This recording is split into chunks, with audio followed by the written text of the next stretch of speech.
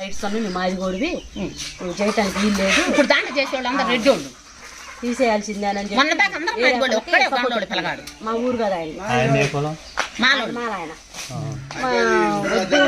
హుజూర్నగర్ దగ్గర ఏదో ఊరుందండి, వాడిని తీసుకొచ్చి పెట్టాను. పైగా మళ్ళీ ఏం బతకడానికి వచ్చి ఉంటే ఉండాలి. మేము ఊళ్ళో వాళ్ళ ఊరు పట్టించుకోవట్లే వాడిని. వాడికి ఇలా మా ఊళ్ళో పిల్లగాడిని తీసినాక మన అమ్మటికి ఎందుకు అని మాకు రైట్స్ అన్నీ మేము తీసేస్తాం. 4 ఏళ్ళు ఒకటే గోడ పెట్టుకున్నారు. పైనుంచి పై వాళ్ళు వచ్చాను. అసలు మీకు ఏమైనా సిగ్గుందా? సిగ్గు లేదా? వాళ్ళే వచ్చారు ఇంటికి. చెట్లు యువతలు ఉంటాయి, సైడ్ కాలం మీద రేకులు ఉంటాయి. మీకేమంటే వచ్చినాయి ఆ రేకులు మీరు తడప గ్రామ పంచాయతీలో చెబుతారు అన్నారు. ఇంకా మూసుకొని మెలకొని కూర్చోండి. ఇంక ఇదే మాట్లాడేది. ఎంతవరకు దాన్ని జోలి లేదు. ఇలా అవసరమా? తాళాలు వేయటం, పిల్లలు ఆడుకుంటారు, పెద్దోళ్ళు ఆడుకుంటారు, మొత్తం బాల్ ఆట ఆడతారు. 11 ఏంటికి వేస్తాడు? అదేమంటే రైతులు ఏమో నన్ను పీకుతారా? 5 ఏళ్ళు నన్ను పీకవాడే లేడు కూడా ఓరు సర్పంచ్ కాదు, మొగుడు సర్పంచ్ మొగుడు పెత్తనం ఆయన చేసేది అనేది. ఆయన అమ్మాయి అంటలేదు. గ్రామ పంచాయతీకి వేయరు తాళాలు, కళ్యాణ మండపానికి ఒక్కదానికే వేస్తారు తాళాలు. అందరిది కళ్యాణ మండపం, ఆయన ఒక్కది కాదు, మంది ఒక్కది కాదు. మరి ఎందుకు ఏమన్నా ఇట్లా సైడ్ కాలం నీకు దానికి ఏమన్నా అడ్డం వస్తే ఏదన్నా మాట్లాడితే సరిపోతుంది. ఆయన 5 ఏళ్ళు నన్ను పీకేవాడే లేడు, వచ్చేవాడే లేడు, నన్ను ఏం బేకరంటే రైతులు నన్ను ఏం బేకరంటే మేము బేకాను అని ఏమన్నా నువ్వు గెలుచుకున్నావు. మేము చేతకాక ఓడిపోయినాం రైతులవి. నన్ను బేకట్లా నన్ను బేకట్లేదు అంటే అటు బీగుతాం. ఇప్పుడు ఆ అబ్బాయి ఉండడు, ఆ అబ్బాయి మానవుడిది మా ఊరు కాదు. ఆయన ఆ అబ్బాయిని ఉంచాలంటే ఈ అబ్బాయి తీసేయాలంట. అది న్యాయమేనా? ఊళ్ళో చదువుకున్న పిల్లగాడు పెట్టుకున్నారు, వీడు తీసేయాలంట. మరి మాది వాళ్ళనే కాపోడని ఉండవాళ్ళని మమ్మల్ని తిడితే మీది యూనిట్ మమ్మల్ని ఎందుకనా? మీకు మీ జోలు రావట్లేదుగా. పోయినా పాపం వాళ్ళిద్దరు తండ్రి కొడుకు వాడే నెంబర్ అయిపోతాడు వాళ్ళ నాన్న. ఆ పిల్లగాడే దాంట్లో చేసేవాళ్ళు పోతారు. అందరిని తిడుతున్నా వాళ్ళ రైతులు ఉండే వాళ్ళు మెలకొని తరకాయ ఉంచుకొని వస్తారు. మమ్మల్ని ఎందుకు అంత అవసరం? కళ్యాణ మన పనికి తీయాలి అంత అడ్డా గోలుగా. ఇగో ఇప్పుడు ఈ సైడ్ కలవలు బాగు చేసుకో. ఎవరన్నా ఏమంటారు? ఆడ పెట్టినా గెడ్డేనాయ కంపేనాయ నన్ను పీకబడే లేడు. 5 ఏళ్ళు నా ఎట్టమే చేస్తా లేకుంటే అంట మొగుడు అనేది పెళ్ళం కాదు.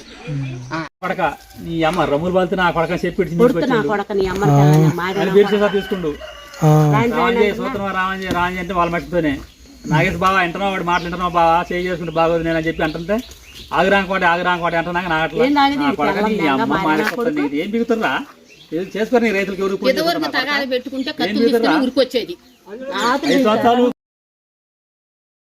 ఏం బిగుతారా? పదవి సర్పంచ్ నేను స్వరాజ్యాన్ని కాదు, నేను రమణాని ఏలుముద్రగాని కాదు. వాడేం మాట్లాడతారు? ఇంటికి పోయి మాట్లాడతారని మా ఇంటి పక్క ఆయన ఒక ఆయన వేరే ఆయన ఊరు ఆయన మా కాడ ఉంటుంటే ఆయన పెత్తనం చేసి ఆయన చేస్తే కేసు పెట్టి నా కొడక ఏం చేస్తారు నువ్వు?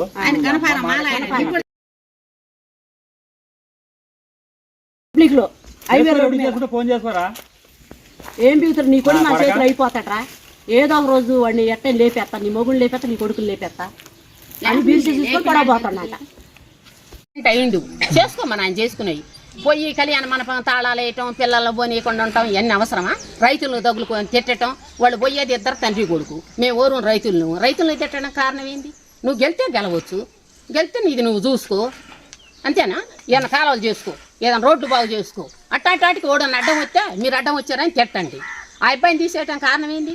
ఏడో పొరుగు రోడ్డు వచ్చి మా ఊరు ఉండాల్సిన అవసరం లేదుగా. ఊళ్ళో పిల్లగాని తీసేయటం కారణం ఏంది? అదే వేసి పొయ్యి వాళ్ళ చొక్కాలు బట్టి కొట్టడానికి పోవటం ఇవన్నీ అవసరాలా వాళ్ళకి? వచ్చేది బూతులు ఎదువరకే తిట్టేది. ఇంకా మళ్ళీ డబ్బులు ఇచ్చినాక మళ్ళీ తిడతారని మళ్ళీ మొత్తం వయసులు వేసి గెలిపించారు. ఇంకా అందుకని ముర్సి గారు నోట్లో నేలక లేనివాడుగా ఆయన ఇచ్చినా తిట్టడం. ఆయన భార్య అయితే రిమాండ్ చేద్దామని. రిమాండ్ పెళ్ళామ ఏమంటల్లా, ఏనే రిమాండ్ తిట్టినట్టు సార్. మేమైతే అప్పుడు వాళ్ళు వాళ్ళని తిట్టారు, తండ్రి కూడా ఇద్దరే పోతారు. మేము బోట్ల గ్రామ పంచాయతీలో కూడా మనకెందుకు ఏం పని ఉంది? ఏమన్నా ఉంటే పోతాం, మనం ఎందుకు పోతాం?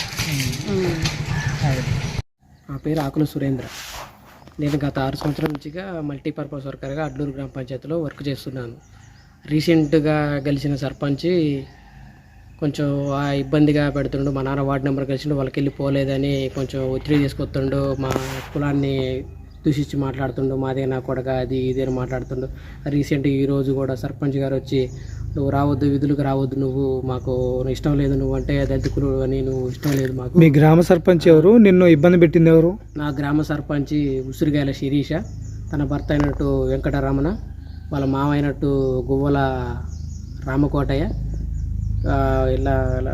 ఈరోజు ఉదయం వచ్చి ఆఫీస్ దగ్గరికి నేను డ్యూటీకి వస్తే, వద్దు నువ్వు రావద్దు, నిన్న చేసిన విధ్వంసానికి కొంచెం మాట్లాడి ఇది జారావు అది అని మా మామయ్య మీద కేసు పెట్టావని, నన్ను మాదే నా కొడుకు అది అని ఇలా విధుల్లోకి రానియకుండా అడ్డుకోరు జీపీ దగ్గర నన్ను.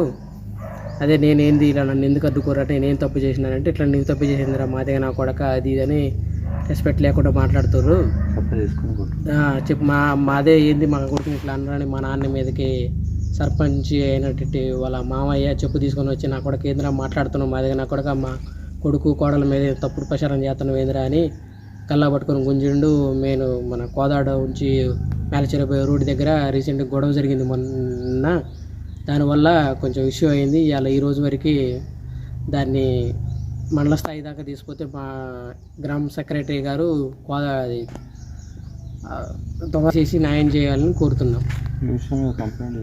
కంప్లీట్ చేస్తే పోలీసు నిర్లక్ష్యం వహిస్తున్నారు. సర్పంచ్ కాబట్టి మాకు ఎలాంటి రెస్పాన్స్ చూపించట్లేదు. మేము కేసు పెట్టి వచ్చినా కానీ మాకు ఆ కేసు పెట్టిన రిసిప్ట్ ఇవ్వన్నా కానీ ఇవ్వట్లేదు, రిసీవ్డ్ కాపీ ఇవ్వట్లేదు. దానివల్ల మేము పోలీసు వాళ్ళని కూడా కొంచెం మాకు మద్దతుగా చేయాలని కోరుతున్నాం.